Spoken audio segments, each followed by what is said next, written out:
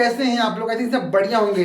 बेटा 10th और 12th की बोर्ड एग्जाम की डेट आ चुकी है, और जो कि फरवरी में फर्स्ट वीक से होगी स्टार्ट। तो आपने क्या प्लान किया है पढ़ने का? कुछ प्लान किया है कि नहीं किया?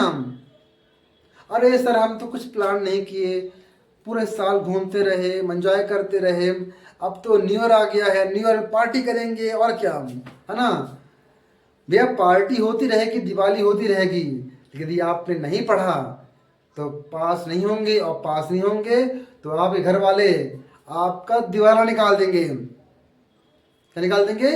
दिवाला निकाल देंगे आपका।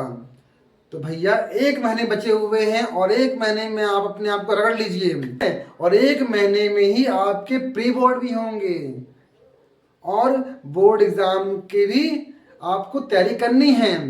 तो बच्चों हम बताने वाले हैं आपको इस वीडियो में कि प्री बोर्ड में आपको कैसे पढ़ना है, और प्री बोर्ड इतना खतरनाक इसको क्यों माना आता है।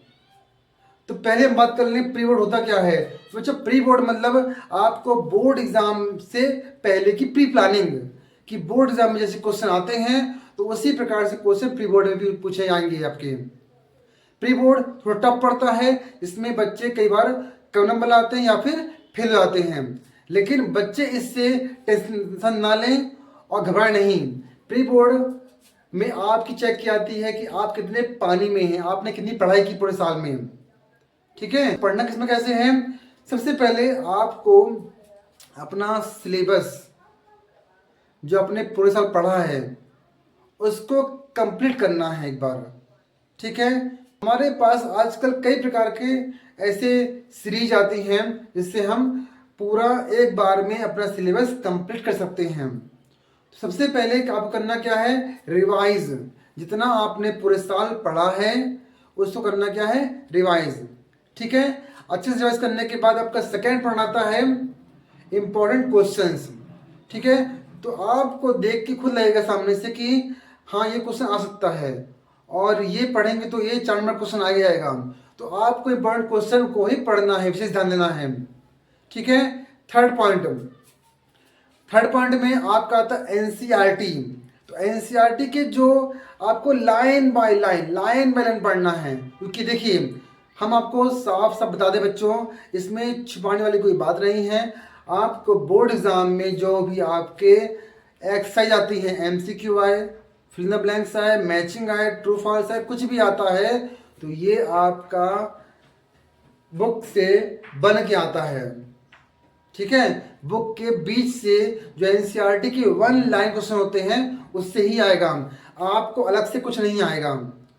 सोचो कि हम शिवलाल की या युगबोध की या नवबोध की या किसी से भी हम पीछे के पढ़ लें, ऐसा नहीं है। आपका कॉन्सेप्ट क्लियर होना चाहिए, तभी आपसे एनसीईआरटी के द्वारा दिए गए MCQs, fill in the blanks, matching जो भी आती है सब बनेगी। ठीक है, अच्छा फोर्थ नंबर बच्चों जो आपका आता है प्रीवियस पेपर। तो आप यदि रिवाइज कर लिए हैं पूरे एक्सरसाइज को, एनसीईआरटी पढ़ लिए हैं, आपने सिलेबस कंप्लीट कर लिया है, पूरा पढ़ लिया है, तो आप पास क्या आता है? Previous year paper. तो आपको पिछले 3 साल या 5 साल के जो प्रीवियस पेपर होते हैं उनको लगाना है। यदि आपने उनको लगा लिया तो आपको अच्छे नंबर लाने से कोई भी नहीं रोक पाएगा। ये रोहित तिवारी का दावा है। तो बच्चों यदि मेरी इन बातों को आपने ध्यान दे दिया तो आपके अच्छे नंबर जरूर आएंगे। ठीक है, बस बच्चों आपको मन लाकर पढ़ना है, क्योंकि ये 10th और 12th दोबारा वापस नहीं आएगी। ठीक है, और इसी की मार्कशीट आपके आने वाले जो भी जॉब्स होती हैं उनमें लगती है। यदि इनमें अच्छे नंबर नहीं आए तो आपके पूरा साल या पूरी मेहनत जाएगी बेकार।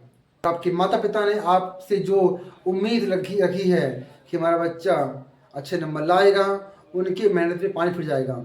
इसलिए बच्चों आपसे मेरा यही अनुरोध है कि आप पढ़ाई करिए, और समय कम बचा हुआ है, 1 महीने बचा हुआ है, और 1 महीने में आप जी जान लगा दीजिए, कुछ कर दिखाइए कि हाँ कि हमने 1 महीने पढ़ करके अच्छे नंबर ला सके हैं।